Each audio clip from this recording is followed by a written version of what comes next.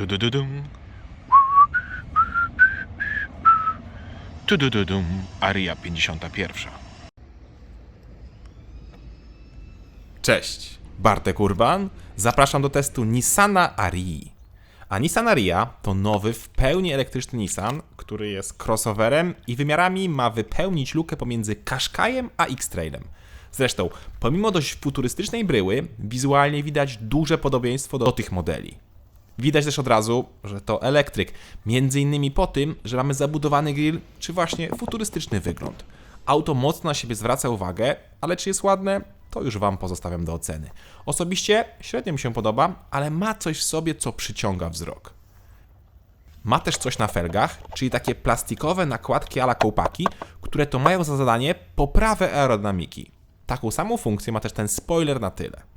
To, co mi się podoba w Arii, to tylne światło, które jest już popularne w innych markach, czyli jest przez całą szerokość, ale tutaj nie jest ono aż tak nachalne, jest takie delikatne i subtelne. Zresztą to przednie światło do jazdy dziennej też ma taki cienki pasek LEDowy. Wcześniej mówiłem, że auto jest wymiarami pomiędzy Qashqai'em i X-Trailem, więc pora sprawdzić wymiary. Długość to 4595 mm, szerokość 1850, a wysokość to 1660 mm. Rozstaw osi to aż 2775 mm, czyli więcej niż X-Trail, ale to oczywiście wynika z budowy elektryków. Z budowy elektryków też powinno wynikać, że z przodu mamy drugi bagażnik, ale niestety Aria takiego nie ma. Mamy więc jeden bagażnik o pojemności 468 lub 415 litrów. Mniejsza wartość jest dla auta z napędem na wszystkie koła. Ja mam napęd na przód, więc bagażnik ma 468 litrów. Początkowo kufer wydaje się bardzo niski, ale po zdjęciu drugiej podłogi odkrywamy jego pełne oblicze. Dodatkowo pod jeszcze jedną podłogą jest miejsce na jakieś drobiazgi, zestaw naprawczy i klucze oraz, jak widzicie, opcjonalny subwoofer. Nie znalazłem żadnej informacji o możliwości wyboru koła zapasowego czy tam dojazdowego, więc prawdopodobnie go nie ma. Fajnym rozwiązaniem jest możliwość zagradzenia części bagażnika, dzięki czemu przedmioty nie będą nam w nim latały. Kolejna dobra rzecz to jest taka, że po złożeniu tylnej kanapy mamy idealnie płaską powierzchnię. W kufrze znalazłem też 2 haczyki na zakupy. Wsiadamy do tyłu i moje pierwsze zdziwienie, dotykam głową dachu, a mam 186 cm wzrostu. Na szczęście da się lekko pochylić kanapę, dzięki czemu mam więcej miejsc na głowę. Prawdopodobnie bez tego szklanego dachu jest więcej miejsc na głowę. Na nogi przestrzeni jest dużo i co ważne, podłoga jest idealnie płaska. Z tyłu mamy też podłokietnik z miejscami na napoje, są oddzielne nawiewy, podgrzewanie kanapy, czy złącza USB i to 2 typów, A oraz nowe C. Są też gazetowniki i całkiem dobra jakość materiałów. Wsiadamy naprzód, tutaj moje drugie, jeszcze większe zdziwienie. Nie mieszczę się i dotykam głową dachu. Jak pierwszy raz wsiadłem do Arii, to po chwili uderzyłem głową w rączkę. To jest bardzo słabe i jest to jedna z największych wad tego samochodu. Jest za mało miejsca na wysokość. Tu myślę, że też bez panoramicznego dachu byłoby więcej miejsca na głowę. Poza tym fotel jest regulowany elektrycznie w każdej wersji, a w opcji można też mieć elektrycznie regulowaną kierownicę. Pora na deskę rozdzielczą. Tutaj widać nową modę, którą zapoczątkował chyba Mercedes, czyli 2 ogromne ekrany połączone w jedną całość. W Arii mamy 2 razy po 12,3 cala i wygląda to całkiem przyzwoicie. W ogóle deska jest mocno minimalistyczna i wydaje się taka elegancka i premium. W sumie mogę od razu pokazać materiały, bo te faktycznie są miłe w dotyku, prawie nie ma piano black oraz niemal nic nie skrzypi i są niezłej jakości.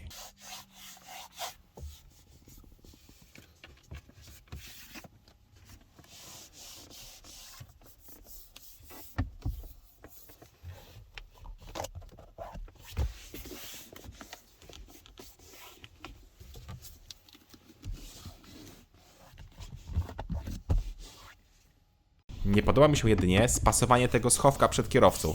Tutaj ewidentnie coś jest źle spasowane. A jak jesteśmy przy schowkach, to obok jest drugi schowek, który, uwaga, może być elektrycznie otwierany. Tak, to jest ogromny przerost formy nad treścią. Co gorsza, trzeba ten przycisk cały czas trzymać, żeby go otworzyć. Tak samo, żeby zamknąć. Trzeba to trzymać. Druga elektryczna rzecz to ten tunel środkowy, który jest przesuwny i też jest to robione elektrycznie. Ponownie, przerost formy nad treścią. Manualnie jest szybciej i wygodniej. to samo tyczy się tamtego schowka. No ale tak jest efektowniej. Co ciekawe, w podstawowym wyposażeniu ten podłokietnik jest na stałe i nie ma regulacji nawet manualnej, a schowek mamy właśnie w podstawie manualny. To jak już jesteśmy przy schowkach, to pokażę resztę, a zaraz wrócę do ekranów i dziwnej kierownicy.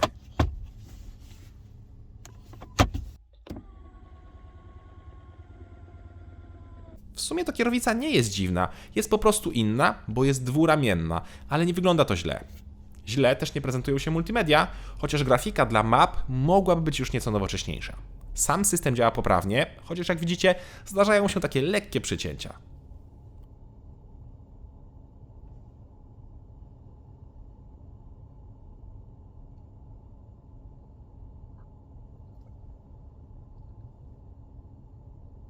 Szkoda, że klimatyzację trzeba sterować za pomocą dotykowych przycisków.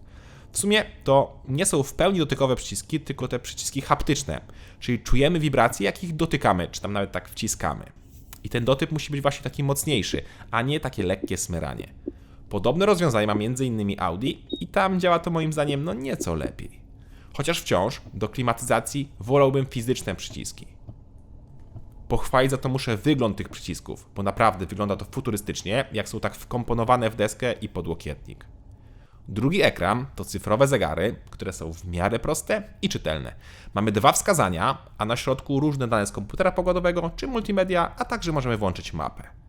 Jest też drugi motyw zegarów, ale tamten jest już mocno nieczytelny. Jest też trzeci ekran, jakim jest cyfrowe lusterko. To na szczęście jest opcja i to też jest fajne, że możemy włączyć albo to wyłączyć. Mi osobiście cyfrowe lusterko średnio odpowiada. Ze zwykłym czuję się zdecydowanie lepiej. Dobra, to zaglądamy pod maskę. Aria występuje w 3 wariantach mocowych, może mieć 2 różne pojemności akumulatorów oraz 2 różne rodzaje napędu. Możemy mieć kolejno 214, 238 lub 301 koni, akumulator może mieć 63 lub 87 kWh netto, a napęd może być na przód lub na wszystkie koła. I jak widzicie, w podstawie jest 63 kWh, napęd na przód i 214 koni. Potem mamy 87 kWh i napęd na przód oraz 238 koni, a na szczycie jest 87 kWh, 301 koni oraz napęd 4x4. Ja do testu wybrałem środkowy wariant, czyli napęd na przód, 238 koni i większą baterię 87 kWh. Z takim zestawem Aria powinna robić setkę w czasie 7,6 sekundy, co ja oczywiście sprawdziłem.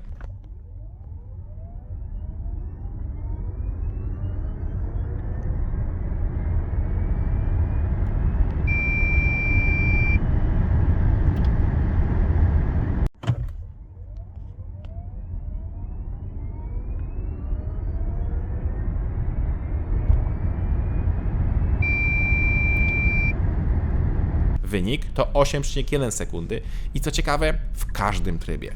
Robiłem pomiary i w sport, i w standard, i w eco, i z włączoną trakcją, i z wyłączoną trakcją. Zawsze wynik to 8,1 lub 8,2 sekundy, czyli pół sekundy gorzej niż obiecuje producent. Czuć, jak Aria jest ograniczona przy starcie i ona bardzo spokojnie rusza, także nie ma szans na uścisk kół na suchej nawierzchni. Dopiero jak się toczymy te 20 km na godzinę i damy mocno w palnik, to wtedy na chwilę mogą się koła pośliznąć, ale to też musi być na przykład mokro.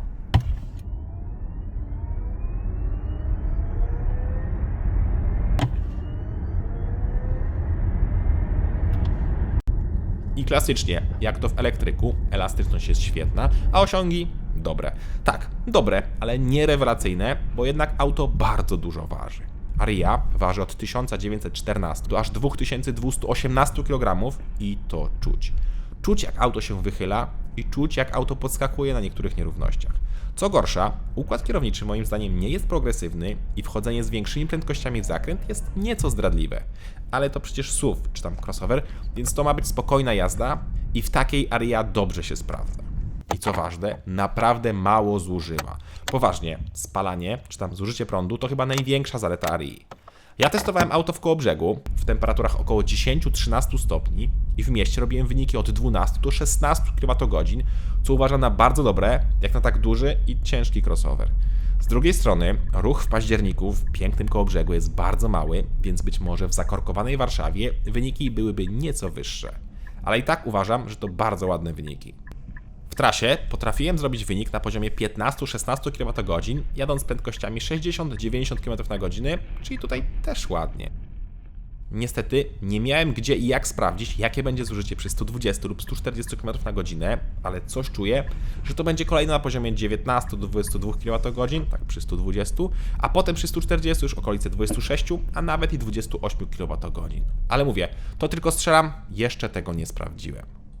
Ale wyniki na poziomie 16 kWh w mieście oznacza, że bateria 87 kWh w mieście pozwoli na zrobienie ponad 500 km. To już robi wrażenie. Ale coś czuję, że na trasie szybkiego ruchu będzie to klasycznie 300 km. Aria przyjmuje moc ładowania do 130 kW na szybkich ładowarkach oraz 7,4 lub 22 kW ładowarką pokładową. I w podstawie ładowarka pokładowa ma 7,4 kW dla wersji przednionapędowych, a w opcji można wybrać 22 kW. Odmiana 4x4 ma od razu 22 kW ładowarki pokładowej. Czasy ładowania są klasycznie zależne od mocy i tego, od ilu do ilu procent ładujemy. Teraz je widzicie na ekranie. Pora więc na cennik, którego w tym momencie nie ma. Poważnie, jak ściągniemy plik o nazwie cennik ze strony nissana.pl, to w załączniku i w miejscu, gdzie są ceny, jest taka informacja: ceny w przygotowaniu. Na szczęście niedawno był jeszcze inny cennik i tam już kwoty były podane. Podstawowa 67 kosztowała 216 tysięcy złotych, a większy akumulator 87 już 252 tysiące złotych. Odmiana 4x4 to był wydatek 278 tysięcy złotych. Myślę, że nowy cennik będzie o jakieś 5, a może 10 tysięcy złotych wyższy, czyli klasycznie drogo jak na elektryka. Za większego X-Traila zapłacimy około 35 tysięcy złotych mniej i dostajemy dużo większe auto, dużo lżejsze, z większym bagażnikiem, większym prześwitem i o tej samej mocy. Fakt, osiągi będą słabsze, ale jednak auto będzie dużo tańsze. Wciąż drogie, bo dziś auta są bardzo drogie, ale tańsze niż elektryczna Aria. Nissan Aria to kolejny elektryk na rynku, który nie będzie miał lekkiego zadania, zwłaszcza w Polsce. Jest futurystyczny, jest dobrze wykonany i ma małe zużycie prądu w mieście. To zużycie to naprawdę największa jego zaleta. To są jego plusy. Minusy są jednak większe, bo auto ma bardzo mało miejsca na głowę, ma przeciętne osiągi jak na elektryka, jest ciężki i drogi, czyli też jak niemal każdy elektryk. Cześć!